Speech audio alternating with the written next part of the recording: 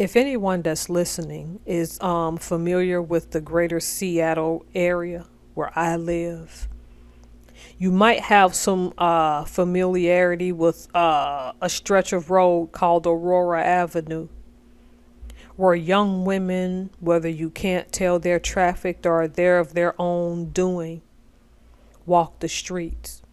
And if you've seen footage on YouTube, I mean, Aurora has always had its issues. Now some of these women will just go out with bra and panties on. I do a lot of supplication and prayer because whether they were trafficked or they out of desperation had to live that life. Washington is cold and rainy, and it's just a hard way to live. And it's just a heartbreaking thing to see. But nothing can be worse than a person who claims to want to uplift people and break barriers, only to offer those people shelter when they were already downtrodden, and then somewhat bully them until they decide to become prostitutes when they didn't want to. Because when I read this article, I got the gist that these young ladies out of desperation did what they had to do. Because this so-called educator was putting a roof over their head. And as I read the article, we know of 3 victims. Now they believe there's more that's come forward. And as stupid as she was, they were making the payments online through Zelle, like those records can't be pulled.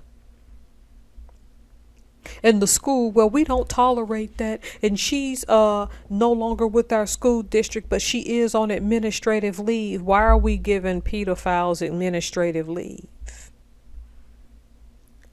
If you got record proof, why do we sit here and say innocent until proven guilty when it was outright that she kept records on Zelle?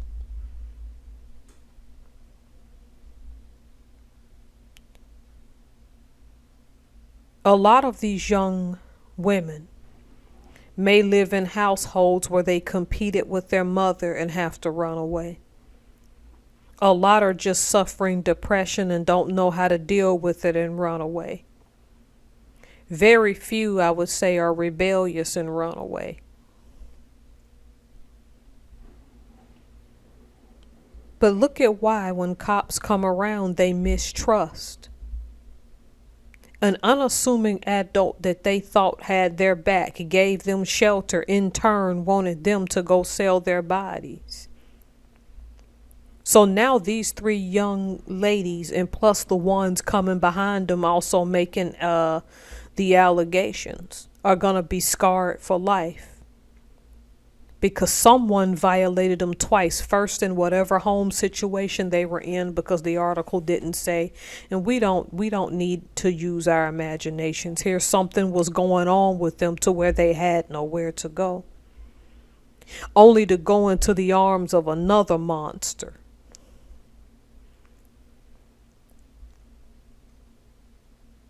But you can about bet whatever these ladies went through,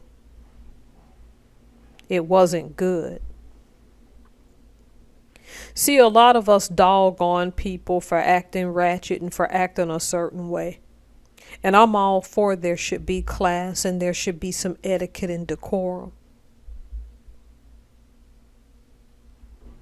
But isn't it also true that some people are just being exploited?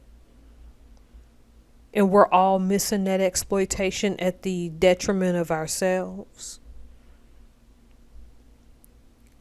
See, Aurora changed a lot for me. Because I think just this year, 2 teenage girls met someone online from Portland, Oregon. And if you know anything about the Pacific Northwest, you can be in the greater Seattle area from Portland, tops 3 to 4 hour drive. We're that close to Portland. And the news story about it goes that the 2 girls were found on Aurora Avenue, which means we now know that young ladies on Aurora are trafficked. And we can't say that it has nothing to do with this story in Texas. It has everything to do with it. The psychological and physical trauma these girls have suffered is going to take therapy, going to take a lot of working through. It will be years before they can build trust because the person they should have trusted saw their bodies and said, let me prostitute you instead. Let me cause you more trauma. That is the hardest part about this story, to know that this woman knew. And to know that she knew their desperation and she preyed on it like an animal.